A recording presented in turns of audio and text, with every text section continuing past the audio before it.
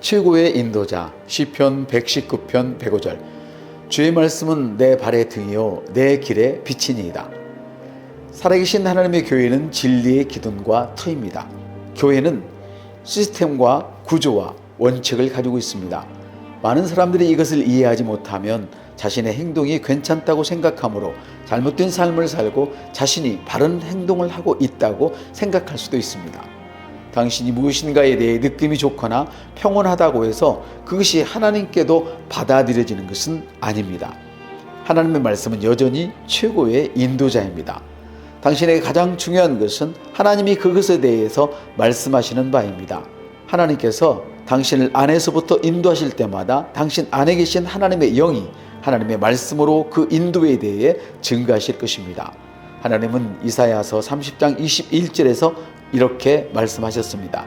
너희가 오른쪽으로 치우치든지 왼쪽으로 치우치든지 내 뒤에서 말소리가 내 귀에 들려 이르기를 이것이 바른 길이니 너희는 이리로 가라 할 것이며, 하나님의 말씀은 당신이 하나님께서 원하시는 것이 무엇인지 알게 합니다.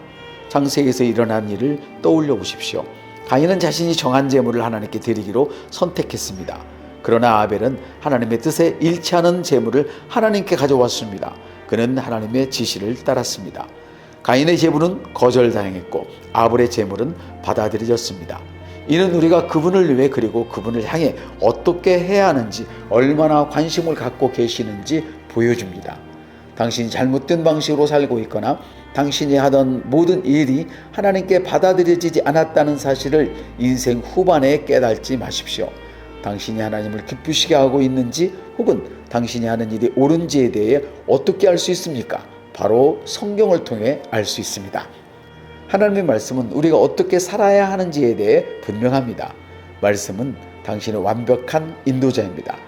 시편 기자는 말합니다. 주의 말씀은 내 발의 등이요 내 길의 빛이니이다. 주님께서 요한복음 8장 12절에서 하신 말씀을 기억하십시오.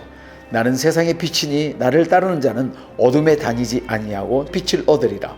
어떻게 주님을 따를 수 있습니까? 말씀을 통해 말씀으로 말씀 안에서 따르십시오. 말씀을 따른다면 실수하지 않을 것입니다. 예수님께서 마태복음 22장 29절에서 하신 말씀에 따르면 성경을 모르기 때문에 잘못을 하게 됩니다. 너희가 성경도 하나님의 능력도 알지 못하는 거로 오해하였도다 라고 말씀합니다. 기도합니다. 사랑하는 아버지, 나의 확실한 인도자가 되는 하나님의 말씀에 감사드리며 항상 하나님의 완전한 뜻으로 나를 인도하시는 성령님께 감사드립니다. 하나님의 말씀은 내 심령을 밝혀 지혜롭게 행하게 하고 의의 축복을 누리고 그리스도 안에 있는 나의 목적을 성취하게 합니다. 예수님의 이름으로 기도합니다. 아멘.